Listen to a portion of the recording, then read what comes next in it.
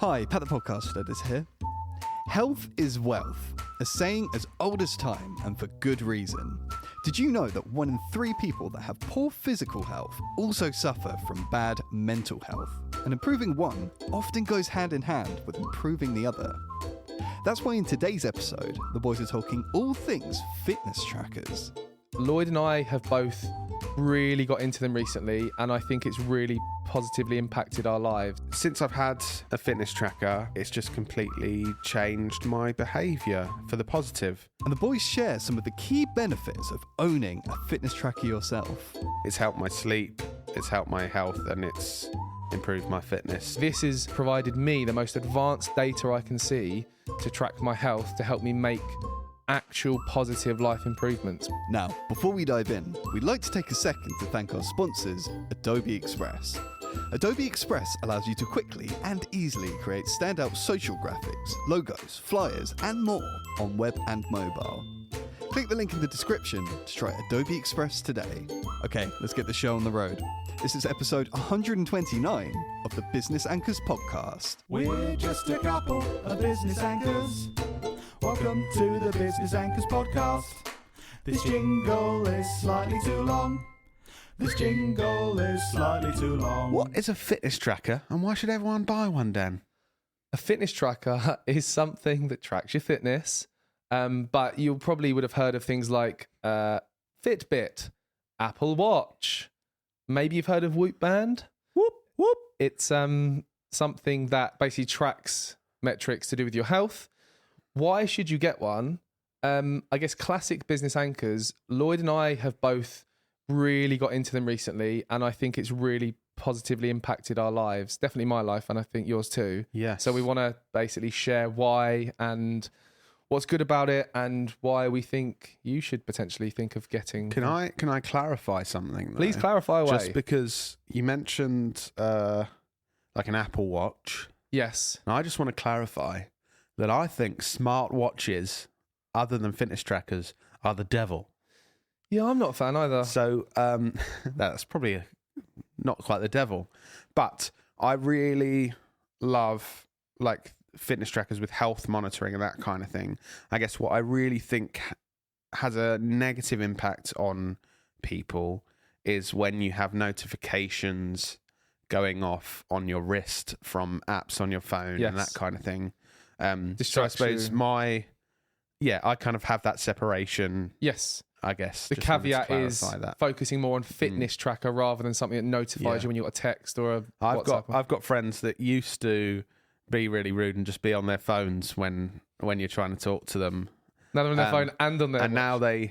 now I think they feel they've improved, but now they just stare at their watch. Yes. Or their wrist while they're I guess a quick backstory. Lloyd and I, everyone at work takes the piss out of us because we constantly go on about this, but we've both got Whoop bands. Whoop. And the good thing about Whoop bands is that there's no screen, there's no notifications about text or people messaging you. It's purely a fitness tracker. So, and I guess the quick backstory as to why we got these, I listened to a podcast episode, as I always do, which was the founder of Whoop on the Diary of a CEO podcast, and I listened to it, and he talked a lot about the backstory of starting it and what it tracks and how it works. And then my friend had one, and they do this upcycling scheme where you can give your old Whoop band for 2 months for free. And I tried it and loved it, and then told Lloyd to do it, and not told Lloyd to do it. I told Lloyd. I said you should try it. Yeah. And then we've been using it for a number of months now, and we've both got lots of benefit from it. I've just to give context as well, I've been using a Garmin fitness tracker that is a watch, with all the notifications turned off. Right. Okay. Just to caveat. For the whole of this year, and I've started Whoop this month, so that's where I am in my fitness tracker journey. And I used to use a Fitbit.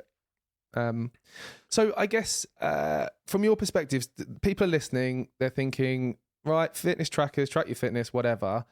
They're wondering if they should really invest in one. Mm-hmm.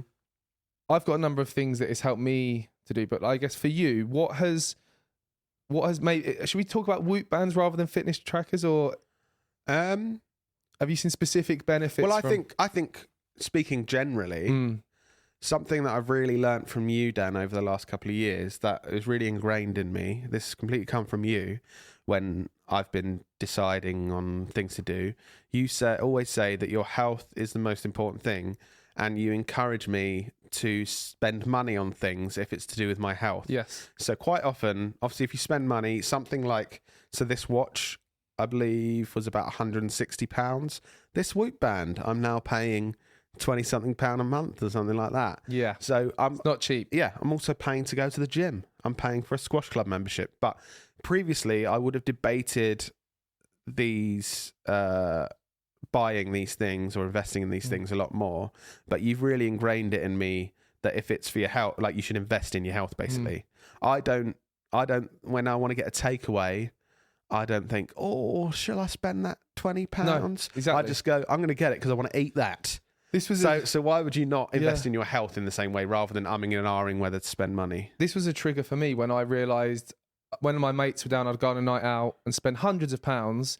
And then when it got to Monday doing a food shop, I'd think, oh, smoked salmon is quite expensive, so I'm probably going to get like a more processed, unhealthier thing. And then I'm thinking, I've literally spent hundreds on just getting smashed, which isn't good for you at all. So yeah, I'm a big believer in investing in things that do with your health. So that's really been ingrained in me. And since I've had a fitness tracker, it's just completely changed my behavior for the positive. And I just think health is the most important thing. You can't do anything else without your health. If there's any positive change because of having it, then I think it's a good idea. But I've noticed, and later on I can go into specifics that I've got notes of, but it's helped my sleep, it's helped my health, and it's improved my fitness. And actually reduce stress. Lots of positives. But Dan, obviously you're a big Whoop fan. I've had a Garmin and a Whoop. What do you think's so good about Whoop in particular?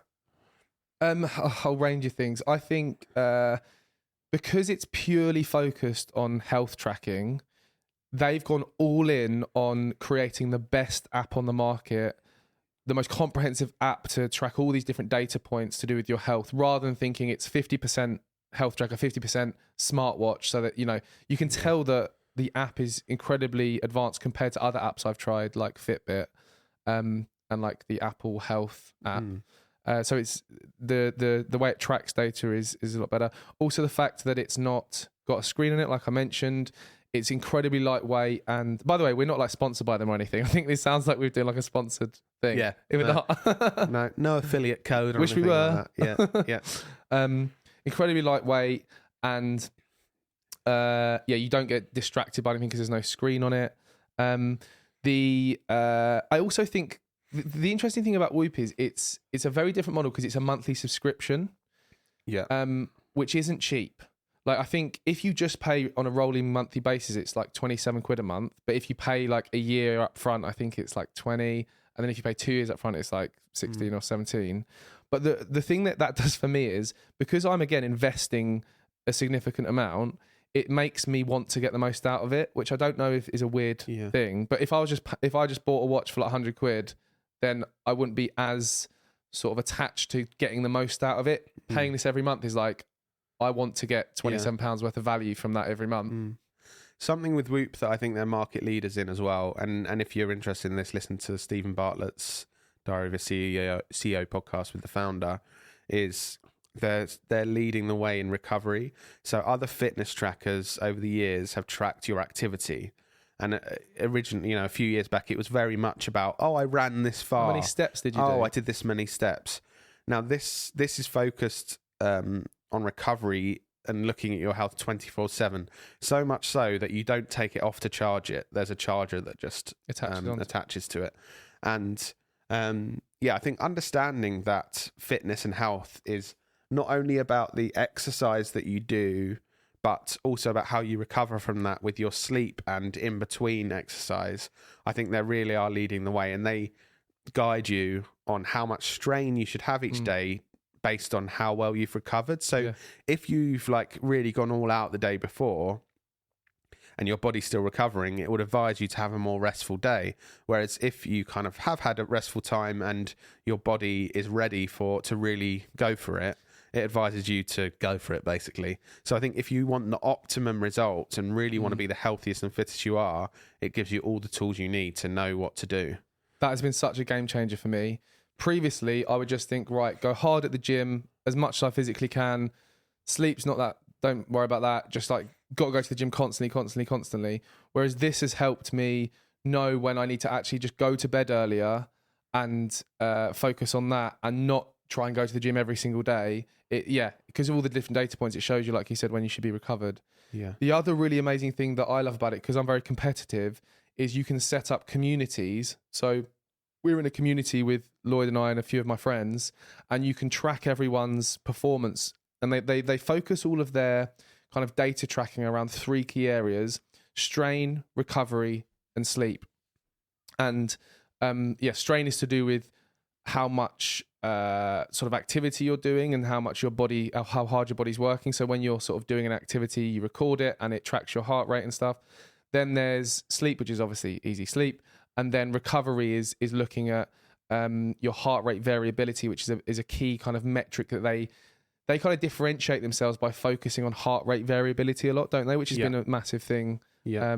Which is which is hard to explain. It's the difference in timing between beats of your heart. So like when you know the classic thing where you put your finger on your neck and you count how many beats there is across a minute. If you had 60 beats per minute, it's not like a metronome where it's every second it's 1, 2, 3. There might be a beat after 1.3 seconds. Yeah. And I was actually listening to a podcast this morning explaining this, and it's all to do with how good your nervous system is. And there's like 2 parts of your nervous system: sympathetic, Yep. sympathetic.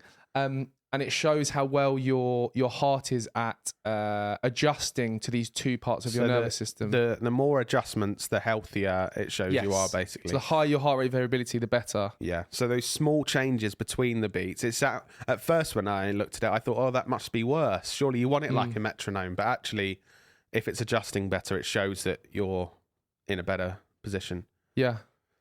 And I think, I guess the final thing in terms of the benefits, I think with anything, and thinking of business, thinking of your personal life, if you want to improve, you need to be able to track your performance in some kind of way. So like if you're running a business like we are, we track lots of metrics around the leads we're generating, the revenue, generating the profit, the projects that we're delivering on time. All these different data points help us on an ongoing basis track our performance and then come up with actions that are going to help us continue to improve that. It's the same with fitness and health.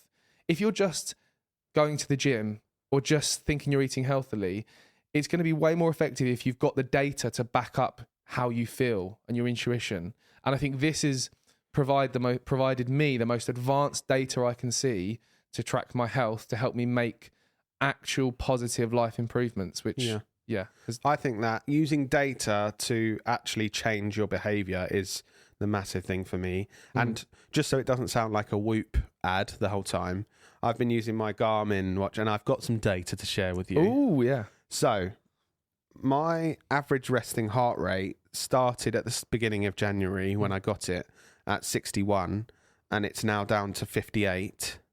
So for those of you that don't know, usually, not for everyone, but a lower resting heart rate shows that you have a healthier heart. Obviously, if it gets really low, and that can be an issue. But athletes can have heart rates of like below 40. Wow. Whereas if you're less healthy, it probably could be like, well, I'm saying for someone my age, could be in the 70s or 80s. If you're older and it's in 70s and 80s, that's probably healthy. Don't worry. Also, this year, I've had an average of 127 minutes a week of exercise.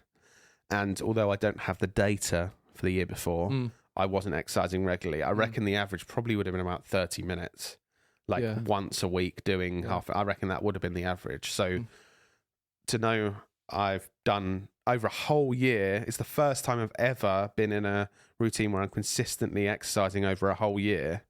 To see that is really reassuring. And then this isn't data, but ways that it really affects my behavior. It makes me walk when I haven't. So if I see my steps are low, I know that healthy people don't just sit all day. So I need to to go for a walk. It makes me sleep when I need it. I know we spoke about Whoop especially does that, but if something's telling you you're not getting enough sleep and it's making you less healthy, it really wakes you up to the fact you need to change your habits. Yeah. Also, it's made me try and find ways to keep calm and reduce stress when it's showing my body's in a stress state. So I've got into a routine where I go to the gym a lot more often, and I actually take the time in the steam room or the sauna, and I really try and mentally relax before work. And I don't think I would have done that without kind of having the positive reinforcement of going, when I do that and have this relaxing thing and try and relax with no phones, anything going on, it has a really positive effect. Yeah. And yeah, I think that, but those things, like, it's massively changed my behavior. I do think if anyone's listening, and you might have listened to our podcast episode about goal setting a few episodes ago, if you have any goals for 2023 related around health, which I think everyone should, then and it doesn't have to be the Whoop band. It can be, you can get much cheaper ones, or, you know, there's a really wide price point you can work with. Get a fitness tracker, because that will help you measure if you've achieved your goal or not, and measure how you're performing. Like we said, in business and in everything else, we use data to really help us improve. Why would you not do it for your health when it's the most important thing we have? I'm excited for the future. I reckon there's definitely going to be advances in, like, tracking your health with, like, tech that's built into your body. Oh. No, but you know, there's is it Elon Musk that's been doing stuff with, like, the Neuralink and stuff to do with integrating technology into, like, your actual body. I think it's still a long way off, but Didn't you experiment with putting the Whoop band up your bums as well? yeah, Yeah. that didn't work as well. Okay. But I mean, because you're so keen on having it in your body, that's, a good thing to try. On that note, I think this has been a shorter episode, but I just think it's really beneficial for listeners to look into getting a fitness tracker, because it's been so beneficial to us and our health and our happiness and our fitness, and I'm excited for next year. We'll keep you updated next year on our health and fitness improvements, because that's the way it's going to go. Yeah. And we'll see you in your ears next week.